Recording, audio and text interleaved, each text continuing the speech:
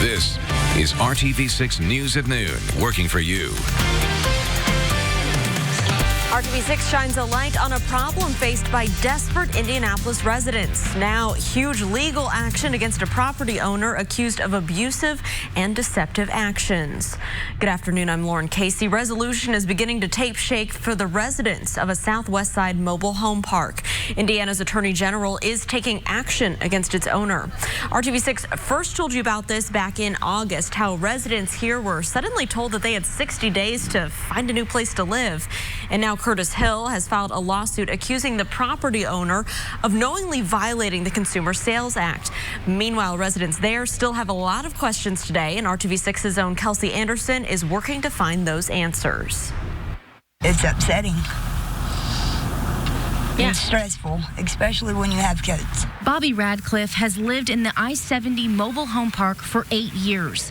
She says she and some of her neighbors met with Deputy Attorney General Tamara Weaver to talk about the roller coaster she says she's been on since moving into the park. It gives me some relief, but not. I'm still under stress. Radcliffe says she's glad their voices were heard and the state is stepping in. Because I know the Attorney General was saying something about she was going to try to push for them to be able to pay us for our trailers. Plus, if we added on to our trailers, pay for us for that too. The lawsuit is against Blue Lake Incorporated. It says the company was doing business under the unregistered name I-70 Mobile Home Park. The suit calls Blue Lake's actions unfair, abusive, and deceptive. The lawsuit also claims that owner sold at least 5 mobile homes in the last 2 years, one as recent as June of this year. The suit says he didn't give title or VINs to 4 out of the 5 consumers. He betrayed us. We put our trust into him because we rented the trailers, and now he betrayed us. Because he wasn't man enough to come face to face or set up a meeting where all of us could come. I say, hey, look, I'm sorry, but we've sold the trailer park. Residents weren't clear on the timeline of the lawsuit, when they might see a payout, and if they actually have to move out on October 15th. Deputy AG Weaver says there isn't a clear answer on how long the lawsuit will take.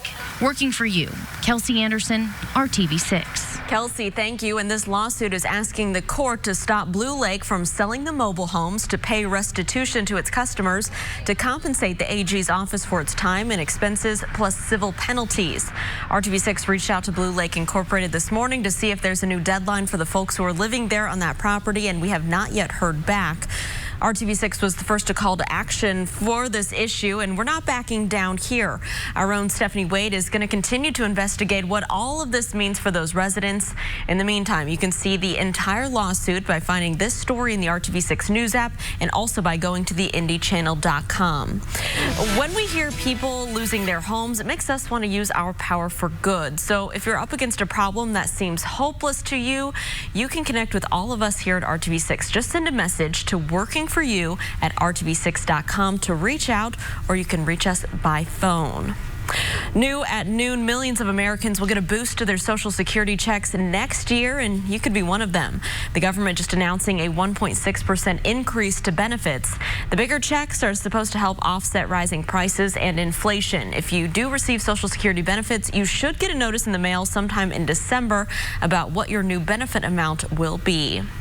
Time now for a check of our forecast today. We started out kind of spooky and foggy here this October day in central Indiana, but Alyssa, things are looking a little bit better at this hour. That's right. That fog has cleared out. We're left with some sunshine. We still have a few clouds lingering around, and those are going to continue building in throughout the day. We started warmer this morning. We were in the 50s, so we're warming a little bit quicker as well. We're already into the low 70s in Peru and Muncie, 68 right now in Indianapolis, and we're continuing that climb into the afternoon, into the upper 70s. What's going on is we have this low pressure system approaching from the west, so that's why we are seeing those clouds build in this afternoon. This is going to impact us throughout the day tomorrow. We could see a stray shower, maybe a thunderstorm for areas to the northwest late tonight, but most of us will not see that activity until tomorrow. This afternoon, we are just going to see those clouds build in. Still going to be a warm, a little bit more humid day out there. Temperatures will be right around 78 degrees for our high. So here's a look at tomorrow. That's when we really start to see that activity. We're going to start to see that chance of showers and storms mainly over northwest counties in the morning, and then it will become more widespread by the afternoon, evening, and overnight. We have a big cool down in the forecast as well. I'll have those details in just a few minutes. Alyssa, thank you. Court documents revealing a disturbing attack. Former Marion County Deputy Prosecutor Jeremy Johnson has been arrested and is facing domestic battery charges. Well, he's now facing several charges linked to an attack this week. According to Mikkel Leffler from the prosecutor's office, Johnson resigned before he was arrested on Wednesday. A special prosecutor has been appointed to this case. Well, there may be more questions than answers right now in this investigation into a woman's death. This was on the northeast side of town this morning. Indianapolis police officers say that this woman's body was found lying near a pump at a gas station near North Midhofer Road and East 30th Street around 6:30 this morning. The death was originally reported by police as a shooting, but they later said that this woman died from some sort of trauma. No other details have been released at this time. The man accused of renting his adopted daughter an apartment in Tippecanoe County and then abandoning her is now sharing his story with RTV6. So the reports of changed her age, dropped her off, left the country, we're missing a lot in between there. Michael Barnett and his now ex-wife adopted a young girl from Ukraine in 2010, but they say the girl was actually an adult who was pretending to be a child. At some point, a court legally changed her age from 8 years old to 22 years old at the couple's request. Barnett claims the girl threatened, even tried to kill the family. A hearing on a motion to dismiss the charges against him is set for Tuesday, and you can read much more about this complicated case by going to the RTV6 app.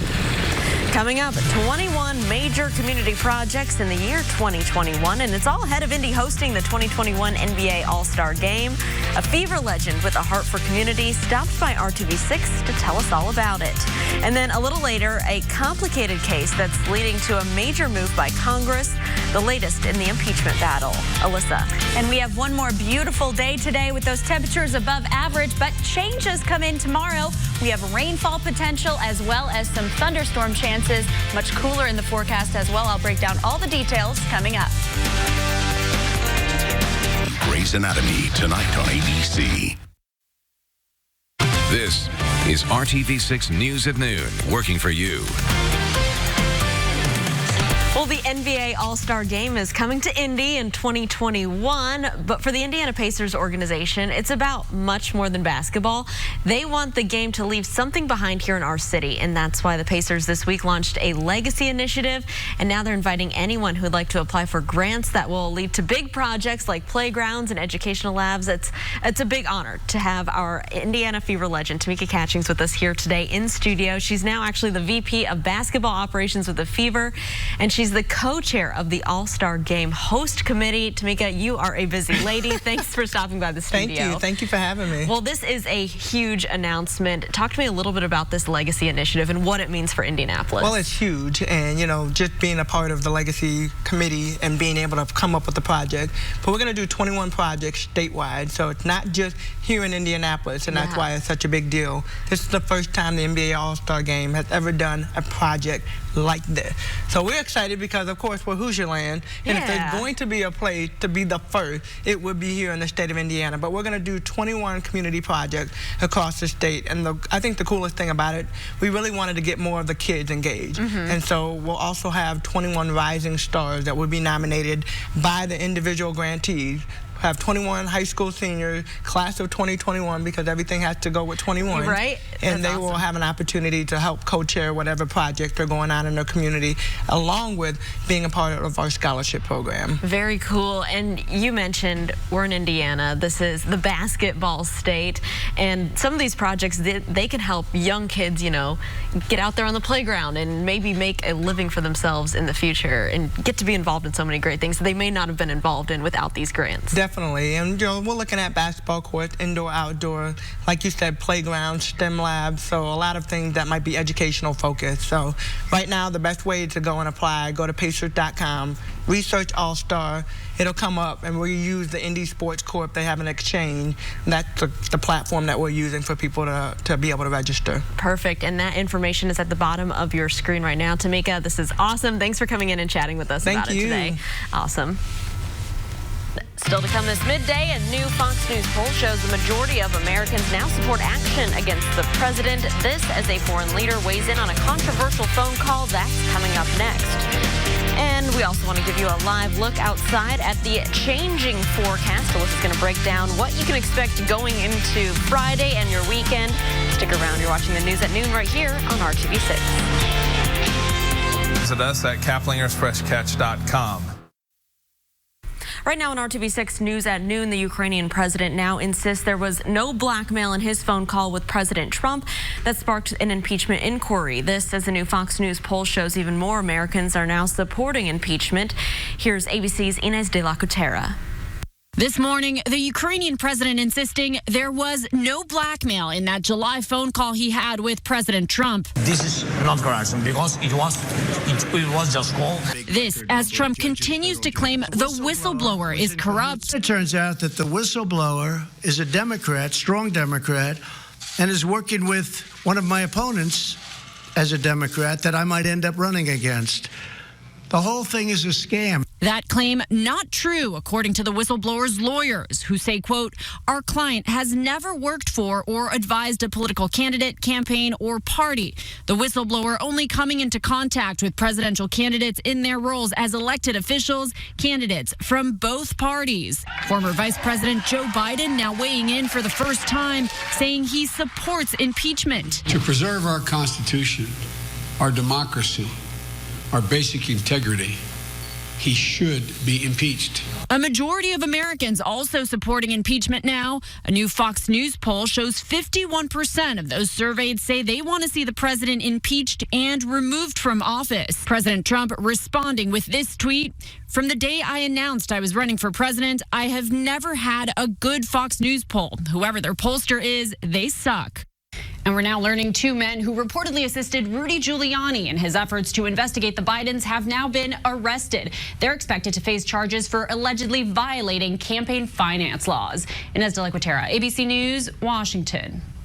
And back here at home, we want to take a live look outside from our Weather Now camera here in downtown, view to the west. Now, Alyssa, we've had some really nice couple days here in central Indiana. We've been lucky. Yeah, but it's starting to look a little bit more cloudy because you said things are starting to change. So things are starting to change. We're really seeing that outside today. It's overcast outside, and we're going to continue to see those conditions throughout your afternoon as well. That's all ahead of a cold front that's moving in. That will bring us a big impact as we head through our Friday. Right now, 68 degrees in Indianapolis, 72 in Kokomo, 72 in Bloomington as well. The good news with that cloud coverage is it's helped keep us warm overnight. So we started in the 50s this morning, which means we've climbed very quickly today. Still climbing close to 80 degrees for our daytime high this afternoon. So it is going to be a warmer day today. However, a little bit muggy outside just as that front approaches. So what we have going on is this system has been bringing some winter storms up to the Dakotas and the Montana area throughout the week, and now it is making its way into the Midwest. It's going to push out that mild air and bring these showers and thunderstorms to our area. Most of the activity will happen tomorrow. We can't rule out seeing maybe a stray shower for northwest counties late tonight, maybe a thunderstorm, but most of the activity will be on Friday. And early in the morning and the noon hour, just a small chance of that before we really see that impact by the afternoon and early evening. It will pass through overnight Friday, clearing out by Saturday. So Saturday's looking good. However, it is going to be a cooler day with that cold front passing. So here we are overnight. We start to see those showers and storms moving in to some of those northwest counties, really scattered and light in nature. What's happening tonight before we start to see that system move through. For your morning commute tomorrow, we'll see that over those northwest counties again, and then it will be a little bit of a lull period midday where we just see some scattered light showers before the system really moves in late in the afternoon and early evening. That's when it will pass through and continuing to bring us showers and maybe some thunderstorms overnight as well before it completely clears out by Saturday. Now, the good news with this system, not expecting severe weather with this, just looking at those widespread chances of showers and thunderstorms. Now, we do need the rain. We had a very dry September and only have picked up about a 1/4 inch of rainfall for October so far. We're looking at just over a 1/2 inch of rainfall as this system moves through. Behind it, cooler air in place, 55 on Saturday. Temperatures will be in the 30s to start out, 65 on Sunday. Looking at that 7-day forecast, tomorrow 75 for the high with those storms moving through. Much cooler this weekend, then we are back into the 60s to start next week. All right, Alyssa, thanks so much. Well, it is a milestone for a local dance company marking its 30th anniversary right here in central Indiana. The Ibotta Dance Company putting on special performances today through the weekend. Joining us is the Ibotta Dance Company founder and director, Sabra Logan, and some performers here. Guys, thanks for being here today. So special to have you. Talk to us a little bit real quick about the history of the company, a rich history. Wow, yeah. We started about 30 years ago in a church basement, actually. Wow. And I just knew that this was my destiny, what I was supposed to do. And I just thank God for the opportunity to train young children and train young adults to do what they love to do, which is to dance. And what styles do you guys focus on? Oh my goodness, African, modern, jazz, ballet, tap, hip hop, everything. Everything, the whole gamut. Okay, yes. The performances, they're starting today, so how does the community, how can they come out and support you guys? Well, this performance is really special. It's called A Dance in History. We're going from Africa to present day. Okay. So we're the 30s, the 40s, the 50s, 60s, all kinds of different things. It's going to appeal to every generation, because if you love music, you love dance, and it all goes together. It's amazing. Yes. Amazing show. It is at Marion University. Okay. This coming Friday, we have a community day. We're doing $5, just $5 for community day at 7 p.m. Saturday we have a matinee at 2 o'clock, and then we have another one at 7 p.m. Okay. And then Sunday at 4. So you can't miss it. We've got 5 opportunities for you to come see it. Perfect. Activity for the whole family, I Yes. We service children. We're not-for-profit, number one, and we service children from ages 3 to 21. I try not to kick them out when they get old. Right? I mean, it's hard once you get to that 18 age. Yes. All right. Well, we want to give you guys plenty of time to show us a little sneak preview, if you will, of what they can see this weekend and tonight. So if you want to follow me off the stage, we'll give them plenty of room here. All right, you guys.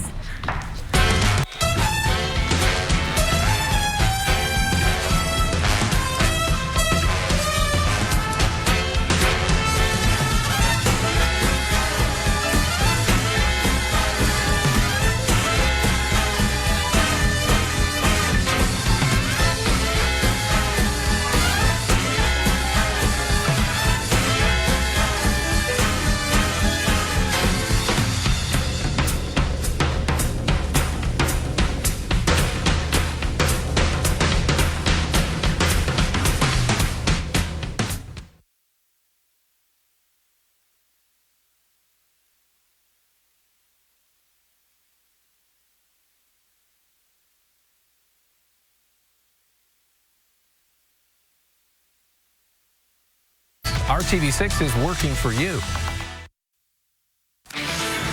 Good afternoon, I'm Ted Rowlands. The fate of 2 co-defendants accused of murdering a Florida State law professor is heading to the jury. Sigfredo Garcia and Catherine McManawa are accused of killing 41-year-old Dan Markel in exchange for $100,000 from the victim's ex-in-laws. Prosecutors say Garcia and his friend Luis Rivera drove to Tallahassee from Miami, shooting Markel while he was parked in his own driveway. McManawa is accused of organizing the murder. She took the stand in her own defense on Wednesday, denying she had anything to do with Markel's death. Did you have anything to do with the murder of Dan Markel? No, ma'am. Did you get the father of your children, Mr. Garcia, to commit a murder on behalf of Mr. Charlie Adelson? No, ma'am. Prosecutors say the ex-in-laws, the Adelson family, wanted Markel dead after a bitter divorce and an ongoing child custody battle. Nobody from the Adelson family has been charged as of yet. The jury deciding Garcia and McManawa's fate heard closing arguments this morning. We'll be on verdict watch throughout the day on Court TV, and of course, we'll bring you that verdict live when it happens. Now back to you. And we are going to see a bit of a cloudy day today, 79 degrees for the high, and then we are seeing those storms come in tomorrow, cooler by the weekend. All right, Alyssa, thank you so much, and thank you for joining us, making RTV6 your choice for news. Come back here, join us for the news at 5, and have a great afternoon.